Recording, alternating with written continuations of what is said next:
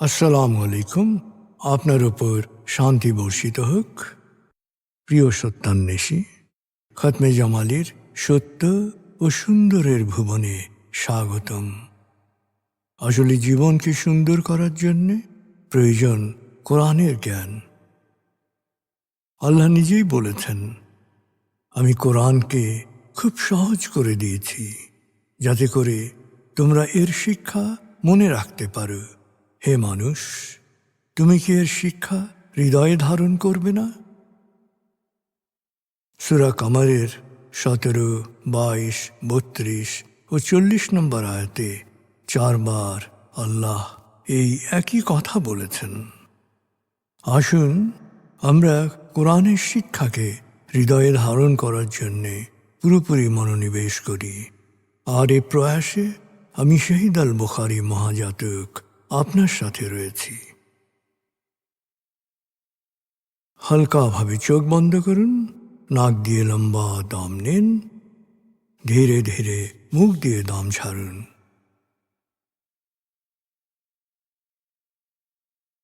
দম নেবেন পেটে, ছাড়বেন মুখ দিয়ে। দম নেওয়ার চেয়ে দম ছাড়তে সময় একটু বেশি নিন। এভাবে কয়েকবার দম নিন ও দম ছাড়ুন।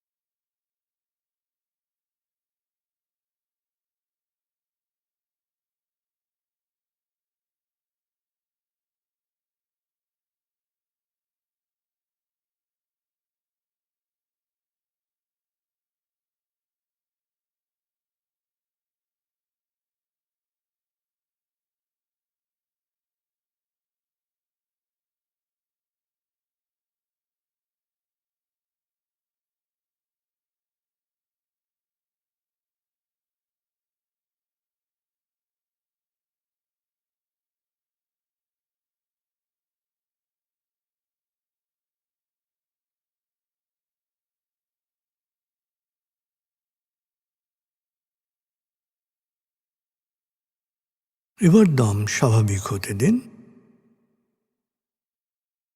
এবার নাক দিয়ে ধীরে ধীরে দম নিন, নাক দিয়ে ধীরে ধীরে দম ছাড়ুন।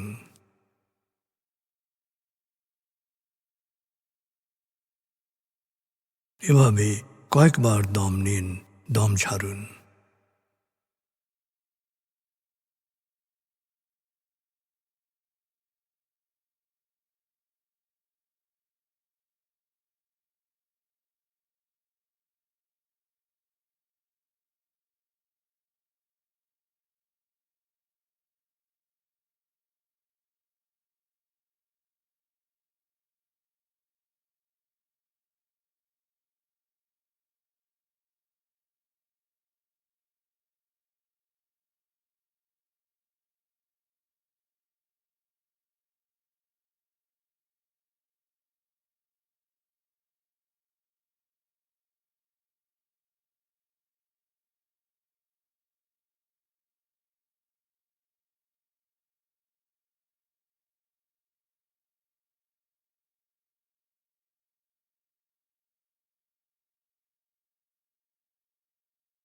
এখন দম স্বাভাবিক হতে দিন। আপনি শুধু দম খেয়াল করুন।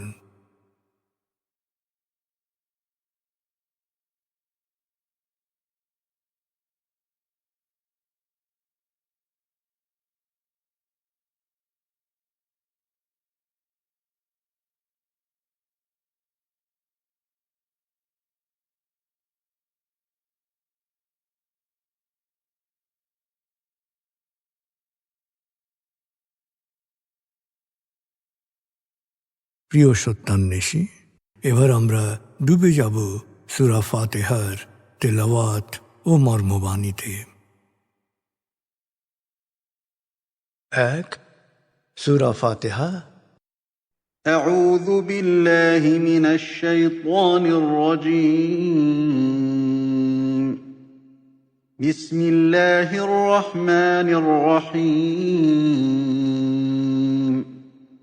الحمد لله رب العالمين. الرحمن الرحيم مالك يوم الدين إياك نعبد وإياك نستعين اهدنا الصراط المستقيم صراط الذين أنعمت عليهم غير المغضوب عليهم ولا الضالين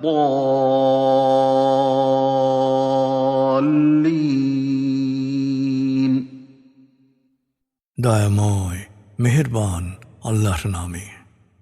সকল প্রশংসা মহাবিশ্বের প্রতিপালক হে আল্লাহ তোমারই জন্যে। তুমি দয়াময় মেহেরবান কর্মফল দিবসের মালিক। আমরা শুধু তোমারই ইবাদত করি, শুধু তোমারই সাহায্য চাই। প্রভু হে, সাফল্যের সরল পথে তোমার প্রিয়জনদের পথে আমাদের পরিচালিত করো। প্রভু হে, বিভ্রান্ত অভিশপ্তদের অন্ধকার পথ থেকে তুমি আমাদের রক্ষা করো।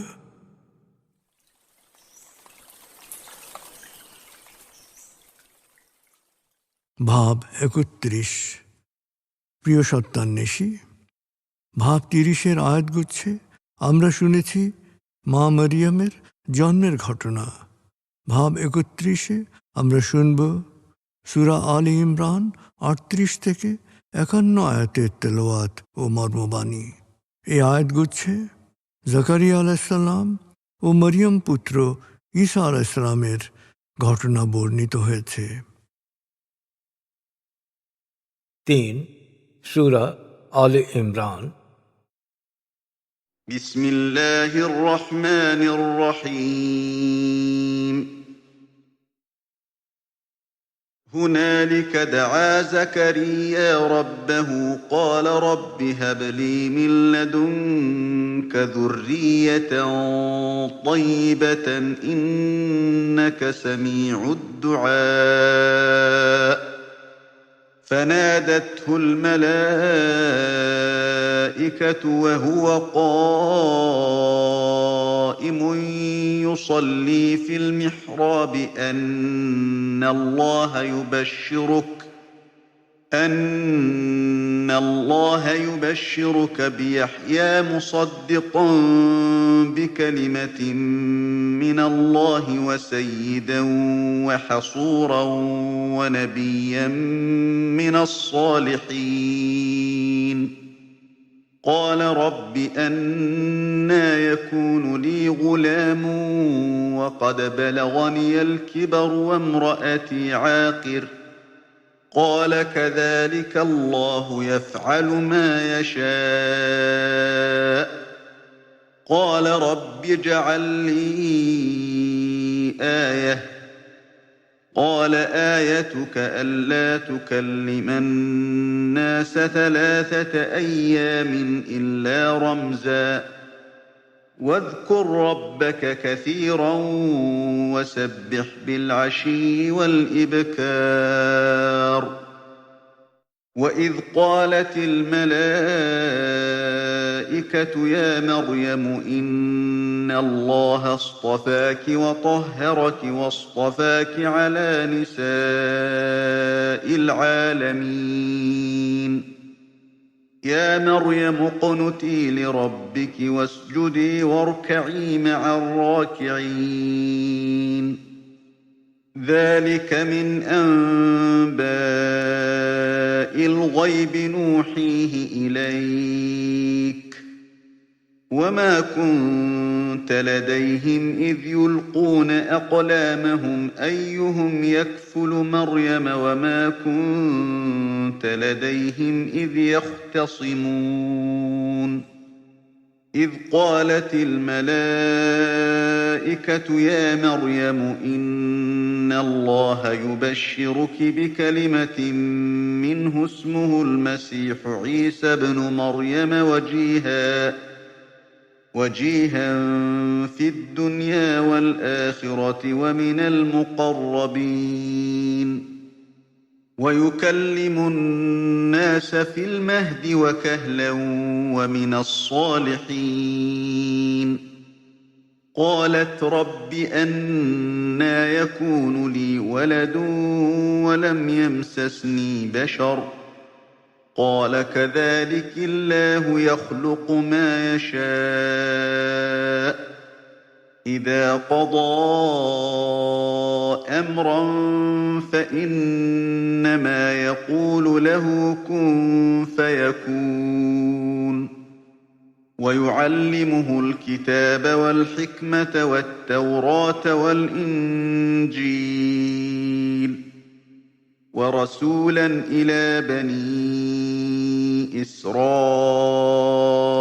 أني قد جئتكم بآية من ربكم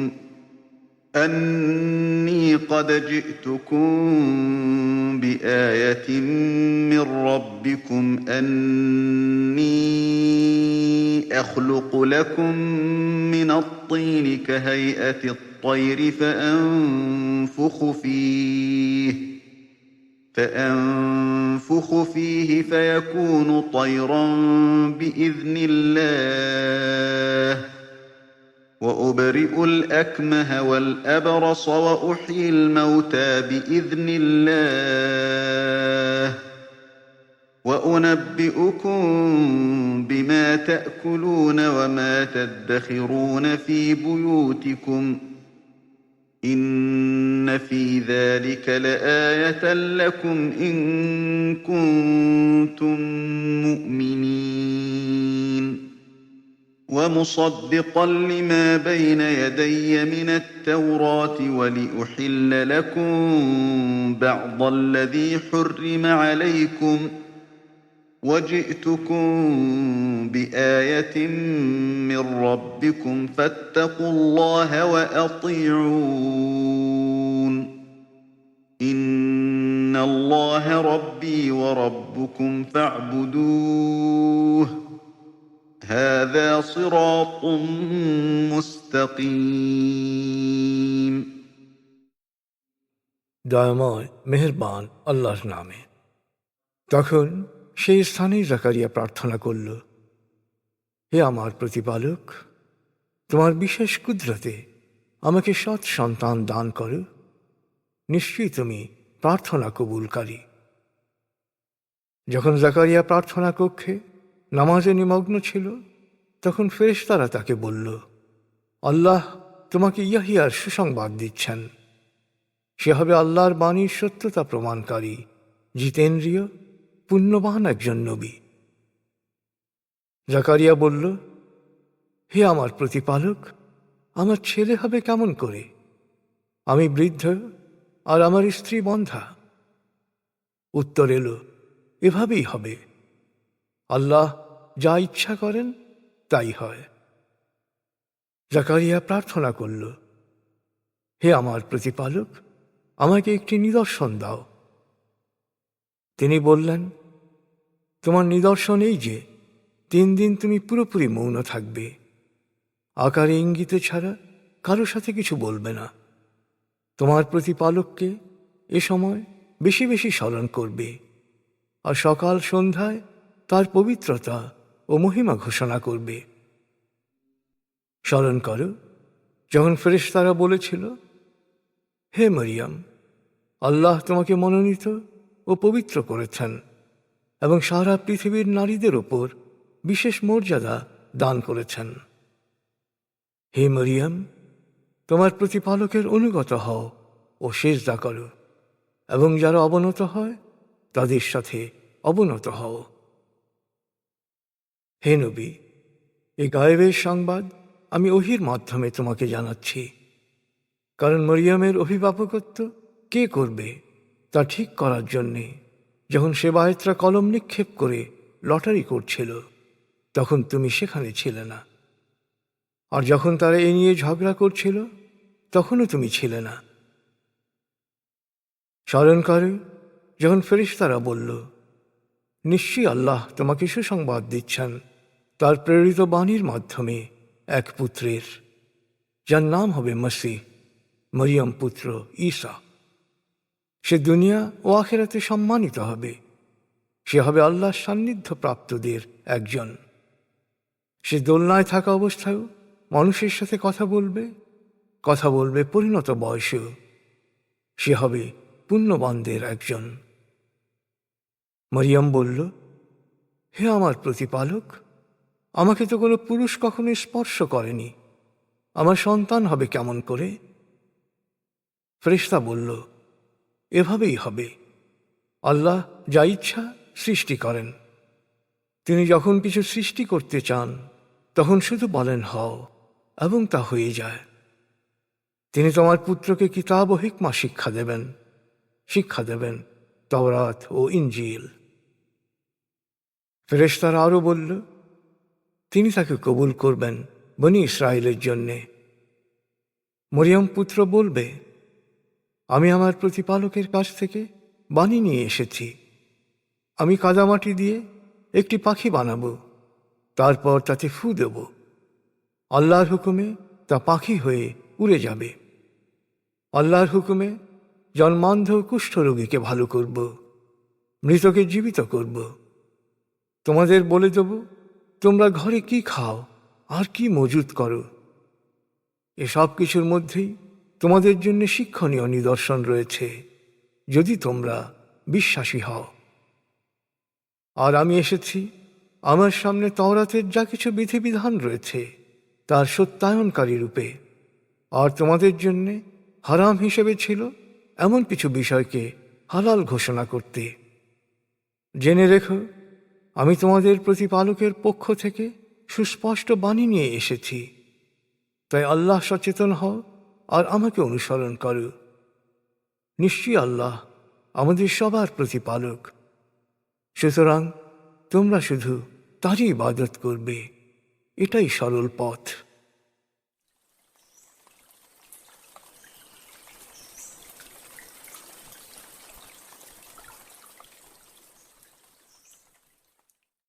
প্রিয় সত্যান্বেষী, এবার আজকের আয়াতগুচ্ছ থেকে একটি পয়েন্ট নিয়ে ভাবুন যা আপনি অনুসরণ করার চেষ্টা করবেন। ভাবনাটা হতে পারে, আল্লাহ জাকারিয়া আলাইহিসসালামের প্রার্থনা কবুল করেন এবং তা বোঝার জন্য নিদর্শন হিসেবে তাকে 3 দিন পুরোপুরি মৌন থাকতে নির্দেশ দেন এবং এ সময় বেশি বেশি প্রতিপালককে স্মরণ করতে বলেন। এবার আপনি আপনার জীবনে গভীর প্রার্থনার কোনো বিশেষ মুহূর্ত স্মরণ করুন ও মৌনতা পালনের ক্ষেত্রে নিজের অবস্থান অবলোকন করুন।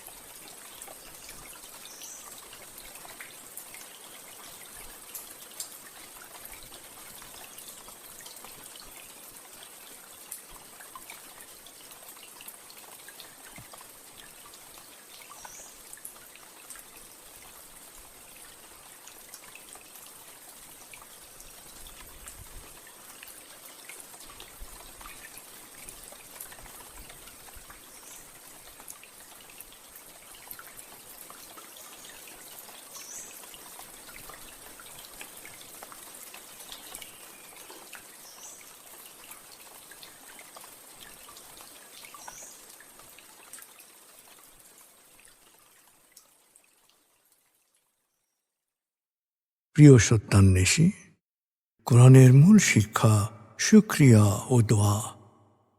প্রভু আপনাকে যা দিয়েছেন সেই জন্যে বারবার কৃতজ্ঞতা প্রকাশ করুন, তাকে হৃদয়ের গভীরে স্মরণ করুন।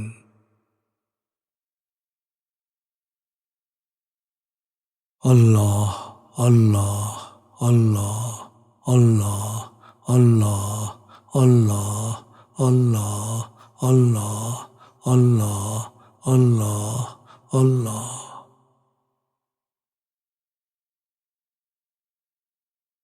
আস্তাগফিরুল্লাহ আস্তাগফিরুল্লাহ আস্তাগফিরুল্লাহ আস্তাগফিরুল্লাহ আস্তাগফিরুল্লাহ আস্তাগফিরুল্লাহ আস্তাগফিরুল্লাহ আস্তাগফিরুল্লাহ আস্তাগফিরুল্লাহ আস্তাগফিরুল্লাহ আস্তাগফিরুল্লাহ।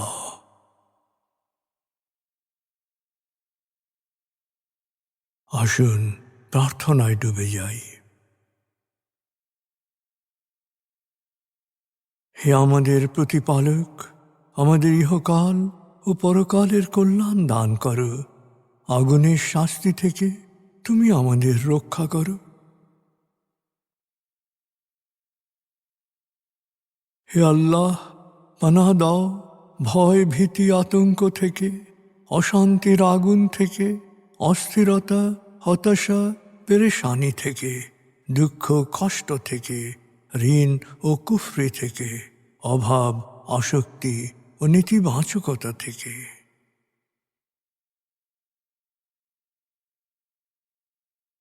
হে আমাদের প্রতিপালক, আমাদের বেহিসাব রিজিক দান করো।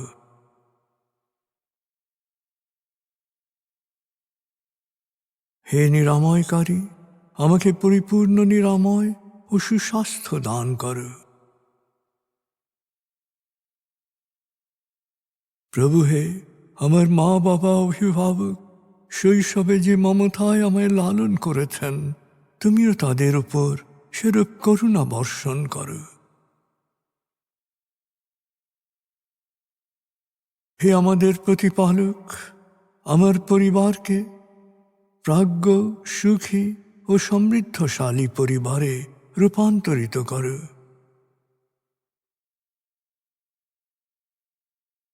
হে করুণাময়, আমাদের কোয়ান্টাম ফাউন্ডেশনকে, আমাদের সংঘকে তুমি কবুল করো। সংঘের প্রতিটি কাজে প্রবৃদ্ধি দান করো। সংঘের সবার উপর তোমার রহমত ও করুণা বর্ষণ করো।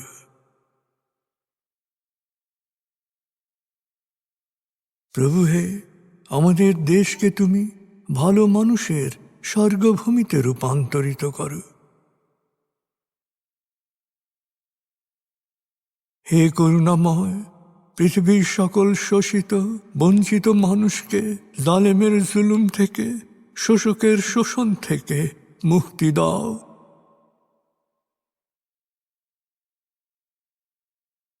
প্রভু হে, ভালো ভাবা, ভালো বলা, ভালো করা ও ভালো থাকার অফুরন্ত শক্তি আমাকে দাও। আমি যেন সব সময় নিজের ও অন্যের যত্ন নিতে পারি।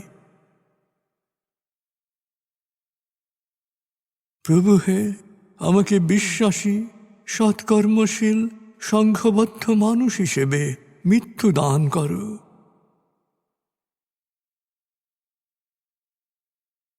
অনুভব করুন, আল্লাহ আপনার অন্তরেই আপনার কথা শুনছেন।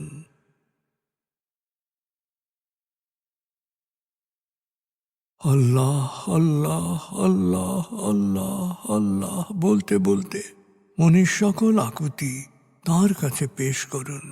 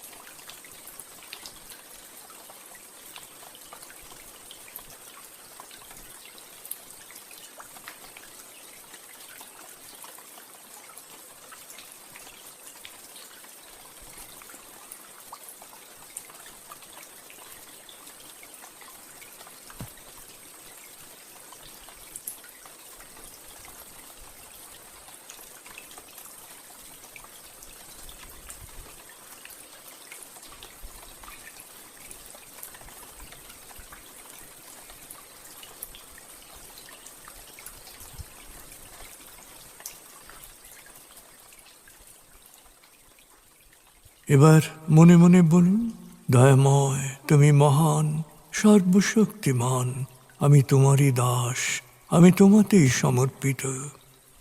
দয়াময় তুমি মহান, সর্বশক্তিমান, আমি তোমারই দাস, আমি তোমাতেই সমর্পিত।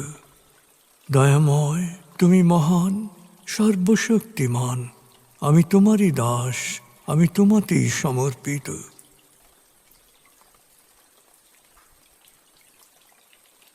অনুভব করুন আল্লাহ আপনার প্রার্থনা কবুল করেছেন।